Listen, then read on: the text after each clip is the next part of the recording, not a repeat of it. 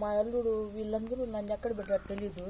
అక్కడికి వచ్చిన తర్వాత మా అల్లుడు మాట్లాడుతున్నాడు, మురళి నేను పాపను వదిలేసేసాను, చిన్నది మా కూతురు బిడ్డ, అక్కడ ఎట్టున్నారు తెలియదు కదా, నేను వచ్చేసాను, రాత్రి కూడా నాకు ఏం లేదు అంటే వీళ్ళిద్దరు పడుకోవడానికి ఏం లేదు అట్టని చెప్పాడు. సరే నువ్వు వెళ్ళిపో, నేను ఉంటానంటే అప్పుడు డాక్టర్లు కొంచెం మనిషి అయితే కొంచెం మళ్ళీ వచ్చినది బాబు ఉంది, బాగానే ఉంది, కాకపోతే ఇంకా మాట్లాడలేదు, మాట్లాడలే మళ్ళీ లేదు ఆమెని మీరు ఇచ్చేయండి, మా డాక్టర్లదే కాదు మీది కూడా ఉండాలి అట్టని చెప్తున్నాడు, నువ్వు పిలువు మీ అమ్మని అని చెప్తున్నాడు. నన్ను పిలుస్తున్నాడు, నాకు వినపడుతుంది, కానీ అన్ని నేను కదిలిస్తున్నా, కానీ నా బిడ్డకి ఏమి చెప్పలేకపోతున్నా. అమ్మ నేనమ్మా అంటున్నాడు, నేను చెయ్యి కదిలిస్తున్నాను, నాకు వినపడుతున్నది అని కూడా నేను తడుతున్నా, అంతా వీళ్ళ బిడ్డ చూస్తున్నది, నేను తట్టేది అన్ని. నా బిడ్డ 7 రోజులు ఉంది నా దగ్గర. అవునమ్మా 7 రోజులు. సరే ఇంకా అట్టుకని చూపించి ఇంకా వదిలేశారు, మళ్ళీ ఇంజక్షన్ పెట్టాడు, మళ్ళీ వస్తే మేము ట్రీట్మెంట్ మొదలు పెడతాము అట్టని చెప్పాడు. ఆ తర్వాతకి మధ్యాహ్నం 12 గంటలు ఆడ గంట మోగుతుంది, అంటే అక్కడ ప్రేయర్ అనమాట, చర్చిలో గంట కొడతారు కదా, అది నాకు వినపడుతుంది. అప్పటికి ఏడాడు దగ్గర చర్చి ఉంది అని, అది అపోలో నెల్లూరు అపోలో హాస్పిటల్ సంగతి నేను చెప్పాను. తర్వాత అప్పుడు వచ్చి మళ్ళీ డాక్టర్ వచ్చాడు, రమణమ్మ గారు అని పిలుస్తున్నాడు, వినపడుతుంది. అప్పుడు మా కొడుకుని మళ్ళీ ట్రై చేయమంటున్నాడు. మా కొడుకు అమ్మ నేనమ్మా మురళిని వచ్చానమ్మా, అమ్మ నేనుమా దేమా అని ఉన్నాడు, కానీ వినపడుతుంది లేకపోతున్నా. సాయంకాలం 7 గంటలకి టైము, నైట్ 7. అప్పటికి నేను మా కొడుకు పిల్లడంలో నేను పలికా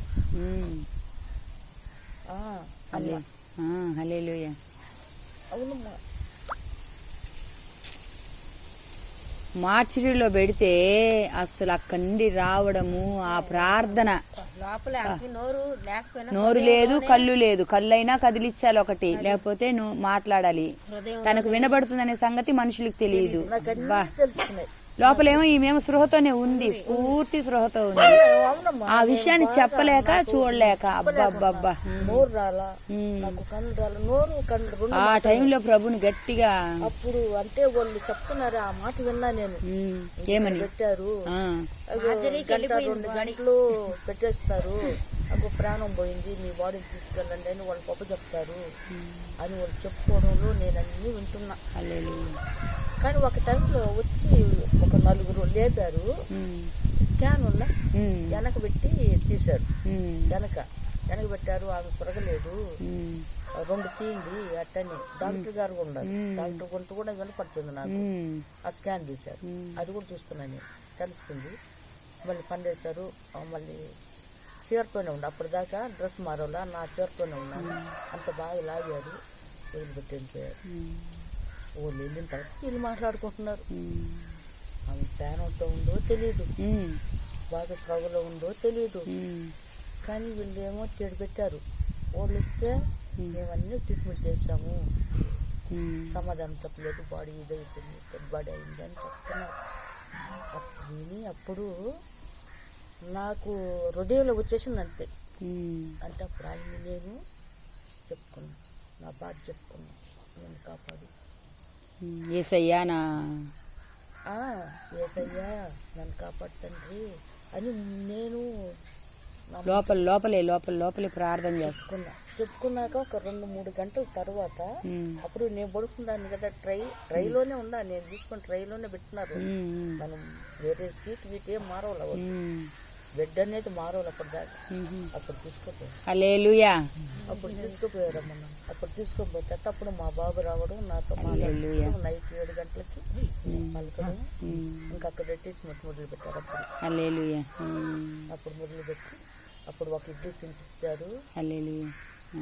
2వ రోజుకి 3వ రోజు ఉదయానికి ఒక ఇడ్లీ తినిపించారు. వీళ్ళు బిడ్డే ఆ ఇడ్లీ, నా కొడుకు ఆ అమ్మాయి ఇద్దరు కలిసి ఒక ఇడ్లీ తినిపించారు. ఆ బిడ్డ తినిపించిన తర్వాత అప్పుడు చెప్పాడు డాక్టర్ ఓకే మురళి బాగా వచ్చింది హల్లెలూయా. ఏం కాలేదు ఆమెకి బాగుంది. మళ్ళీకి కంచెప్పుకి మళ్ళీ ఓన్లే సిస్టర్లే నా ముఖం అంతా కడిగి అప్పుడు బాగా తుడిచి కళ్ళు ఓపెన్ చేయమన్నారు. చిన్నగా అంటే చిన్నగా కళ్ళు ఓపెన్ చేయండి. ఆ చిన్న ప్రార్థన లేకపోతే మార్చిగా కలిపేసేవాళ్ళు. మీరు ఓపెన్ చేయాలి, మీరే చేయాలా అని. సరే నేను నా ఎవరితో ట్రై చేస్తున్నా రావడం లేదండి. కానీ ఒళ్ళు అయితే తగ్గా. యూట్యూబ్ అదంతా తీస్తున్నారు కదా, అది తగ్గా. బాడీని అయితే ఒళ్ళు తగ్గాను. అది వాళ్ళు వెళ్ళిన తర్వాతకి అప్పుడు నా చేత్తోనే